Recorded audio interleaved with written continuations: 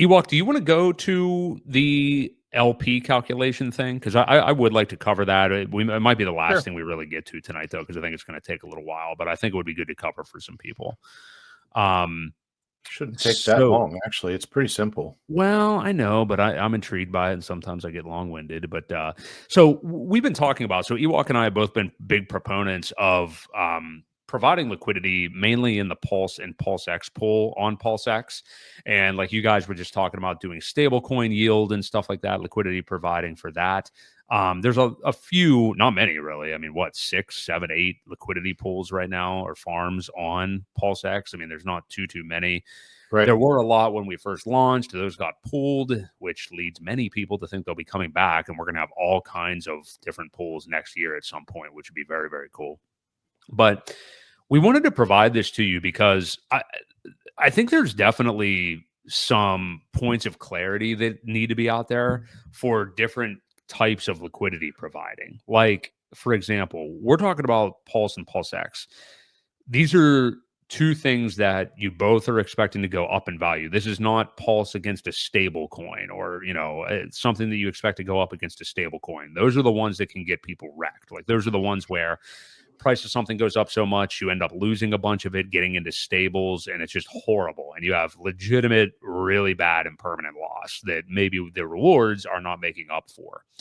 With something like Pulse and PulseX, maybe even like the PulseX and Inc. one, I mean, we don't do that, but different strokes for different folks. But with two entities that you think are going to go up like that, your risk of impermanent loss usually isn't going to be as much, but there is a way, luckily, to calculate it. And I've heard people in the last couple of weeks, there's been many people that have been resistant to do even just something like the PulseX pool, which I think is pretty conservative. And I know you feel that way, Ewok. But people saying like, don't ever put your whole stack into that. It's going to get away from you. You're going to have all this crazy impermanent loss. That's horribly risky. What are you doing? And well, that may be true at some point, and you need to assess your own risk about, do you really want all of your Pulse and all of your PulseX in it versus maybe half or whatever. I don't think you're going to see like horrible, ridiculous impermanent loss with these two things. We know that PulseX has been running insanely hard against Pulse for a while. Yeah, it's an impermanent gain. But we know PulseX has been running really hard against Pulse. So if you've been in this pool for any significant period of time, you have lost PulseX and gained Pulse, which is something you need to remember. You didn't just lose PulseX, you also gained Pulse. Right. Now, at the same time, if you weren't earning incentive token, and if incentive at 10-15%, whatever it would be, and if incentive token wasn't $2-3 or whatever it's been, yeah, maybe you would actually be realizing some of that loss. But luckily, this calculator that Ewok has up on CoinGecko is a really nice, easy way to, even simpler than the thing looks, figure out what your impermanent loss is based on when you entered a certain pool. Okay.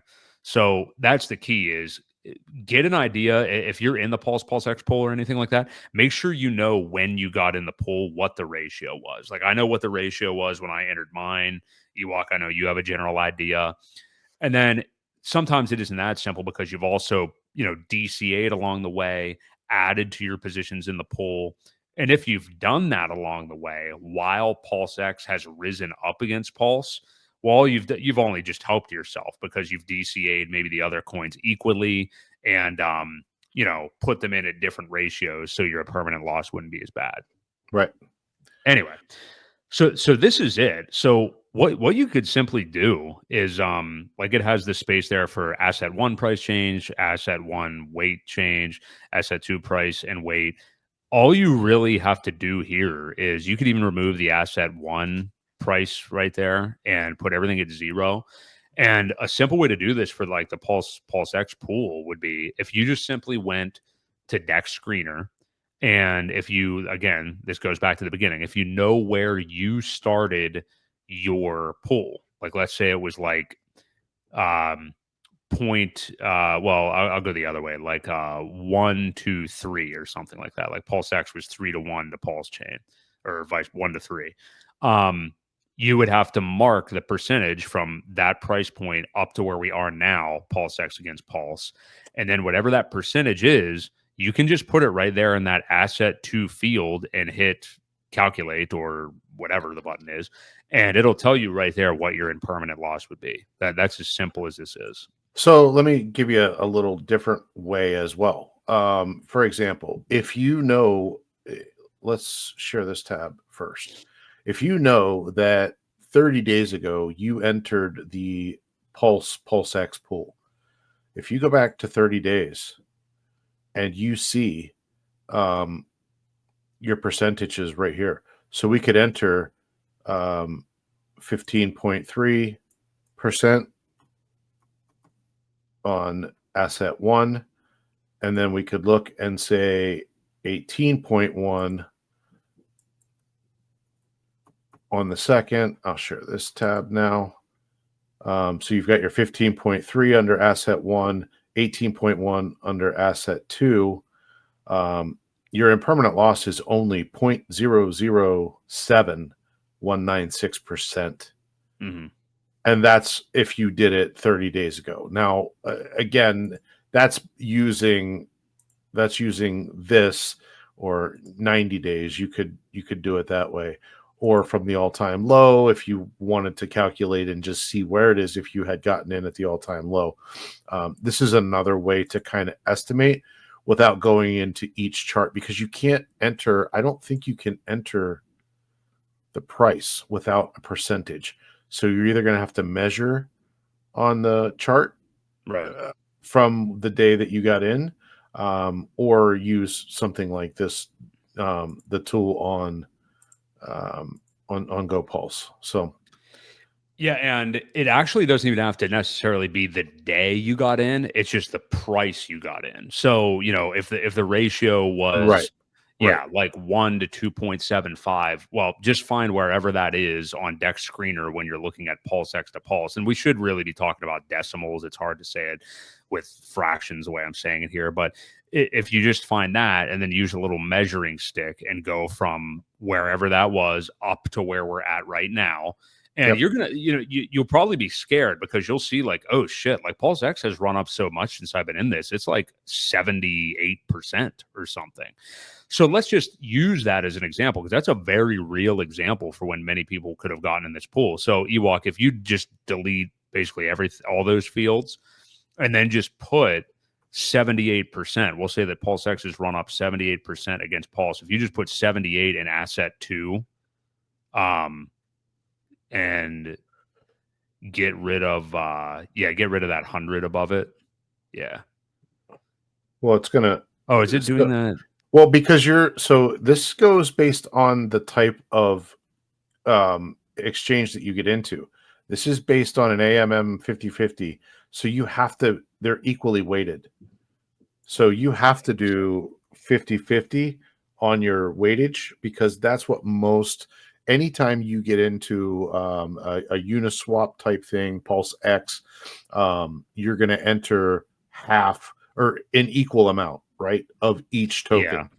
So you can do it another way. There is so when you have this option, am I sharing the right? Yeah.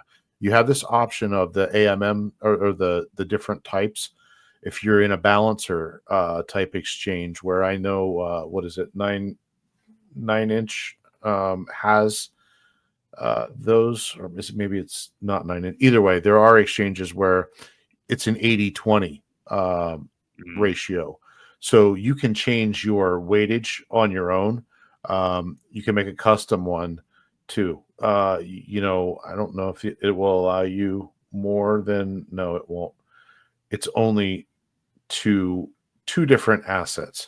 So I know there are some custom ones with Balancer where, there's 4 or 5 different tokens where you can put 20% in of each one, and balance it across 5 different ones. So those are different. But yeah, for the most part, your Uniswap type thing is the 50/50, and you have to have it weighted the same way, because when you enter one side, whether it doesn't matter what it is, you're going to put the same amount of the other side in as well. Yeah, my fault. I didn't mean to tell you to delete the 250/50s. That's what was throwing it off. But yeah, you can see right there though. If you just throw in the 78, like if Pulse X has moved up, you may see that and think like, oh shit, dude, it's moved up 78% against Pulse. I'm probably screwed. Well, it only is a 4% impermanent loss, and if you've been And earning ink, and that's without asset one going up at all. We haven't mhm, even included an asset one. If asset one did a 10% at the same time, you're down to 2.8. So, that 78% was with asset one not moving. So that would almost be like a stable coin, yeah, right? So if yeah, you had Pulse X against a stable coin, your impermanent loss is only 4.0717% against a stable. So, most likely if you have another asset that is going up in price that isn't a stable, it's going to cut that in half. Even like I said, if it goes up 20%, you're only at 1.9%. And a lot of times if you're getting ink for a reward, you can buy that 1% back pretty easily if you do it on a regular basis. Obviously, don't wait till it goes up mhm. 78% and then say, crap, I can't get that stuff back. At the time, if you do it along the way, you should be able to recoup it pretty nicely. But even if it did, just to like ease people's minds, like that 78% again sounds really extreme. All right, I'm blocking this motherfucker.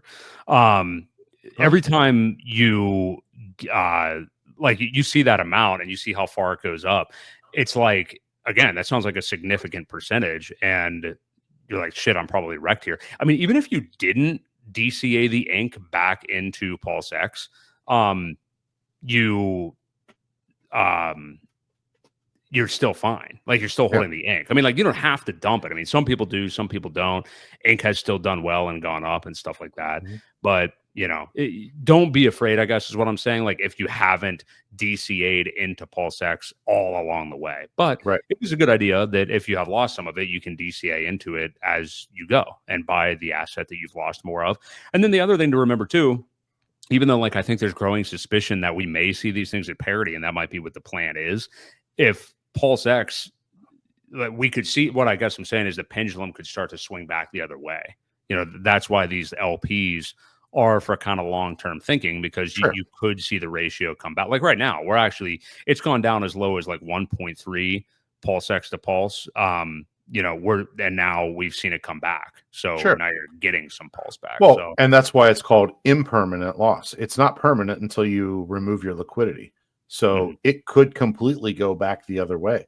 Like you said, you've got Pulse X, it's made the run.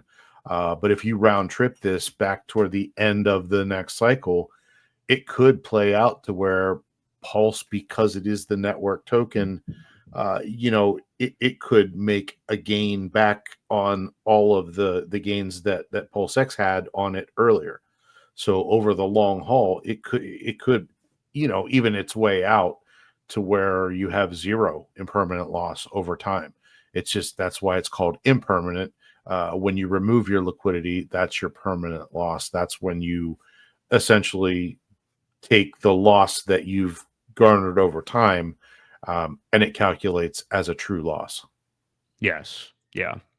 So there's a lot of ways to go about it. I just think that people hear liquidity providing and then they hear it impermanent loss and they start to think like, oh shit, like I'm losing everything. I mean, it's not a stable coin. Like in this particular pool, we're not talking about a stable coin. So Right. I think that I don't want to say there's like fear mongering, but I think there's overreactions by some people. Even though Pulse X has run really hard against Pulse, I think there's overreactions from people to say like, oh man, like you don't want to put your full stack in it. You never wear. I mean, the risk is up to you. Like whatever Yeah. it is you want to do. I feel pretty safe being in this pool. And again, if you are upset, like you and I have had this conversation about being like, oh shit, I have this much Pulse X if I wasn't doing this at this point. But remember, you've also earned all this Pulse and you've earned all this ink that you can go back and buy the Pulse X with if you Yep. want to. Yep. You know. Somebody brought up I forget where I was watching, but I saw that somebody had mentioned a pool, and I forget what exchange or wherever. You could list it on Pulse X too. You want it's just going to be not going to be rewarding you ink for it. You're going to earn the percentage of the coins. But someone said Maximus and Hex as a pair is Hmm. very similar and very stable. Like they're always tied damn close together for what they are, and you can make a lot of fees and be a part of that liquidity providing as well for very very very little impermanent loss. Obviously, your most risk free is going to be in a stable pool where Right. everything hopefully stays pegged at a dollar, Yeah. Let's hope. Yeah. and doesn't go anywhere. I guess that is really your only risk, is if something kind of depegs. But um, yeah, I mean, you don't have to monitor daily. I mean, Well, I know, but if they don't, I would say if you don't if you're not understand what we're talking experienced, about, yes, yeah. if you're not experienced, it's probably something you shouldn't play around with, Hmm. because you could get into the wrong type of pool, and really lose out. Again, if you're in a stable coin token, you're going to end up with, especially if that token goes up in value, you're going to end up with a lot of stable coin and none of that token that you had that went Right. up a lot.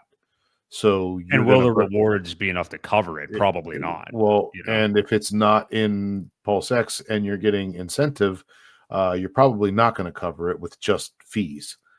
So just Right. yes. So yes, there's a little bit of truth and a little bit of, you don't have to monitor them daily, but if you don't know what you're doing, yeah, it's not recommended. I do agree with that statement. Well, remember our conversations before I started doing it. I mean, I was timid to do it just because I was afraid of the potential and permanent loss. But then you see it in action, and you see even with PulseX moving up as strongly as it has, and that's kind of where the education needs to come in too. Is like that you can, if everybody's so like obsessed with incentive token and like, oh, it's going to $1,000, and people just freaking out about it and stuff. Well, the other purpose of it is you can use it to dump. I don't dump sounds like you're just selling it for a fiat or whatever. But I mean, you can put it back into the asset that you lost. That's kind of like the Right. point of it. And then everything's still going up anyway. Yep. Then you've got like this, kind of money printer where you're not sacrificing, but you're, putting in your LP, losing Pulse X, gaining Pulse, getting incentive to buy the Pulse X back. So you're still moving up. Yep. So, Yep. and hey, we've been at these crappy APYs for how long now? I mean, we've had this pool's been about a 10% APY for months. Back in March, when things were really popping off, it was up over 20%. We had Yeah. incentive token was $8. So wait till those kind of things come back. Wait until we have ERC and PRC 20 pools possibly coming out. Do we get Yeah. the EHEX, PHEX one back? I don't know. But if all that stuff starts to happen, we're going to be looking, feeling pretty good, I think, about it. Yep. So, yeah. Yeah, and I think somebody earlier asked who controls what pairs go into the farm, Hmm. and that's like the chef contract. I think it's the devs. It's whoever's controlling developers have access to that, and that's really it. Hmm. So essentially, Richard decides is the answer to that question without saying it. Yeah. Yeah. I think so. Good stuff. I just wanted to cover that because, again, I don't want to call it misinformation. That's a co-opted, term of the left that I'm never going to use. But sometimes there's some unnecessary fear mongering, I think, around LPing in certain polls where, keep in mind, like if it's against a stable, like we've talked about, that's really the one to avoid. Yeah, Some of this other stuff, you can successfully do it. You just need to know what you're doing. That's all. yeah.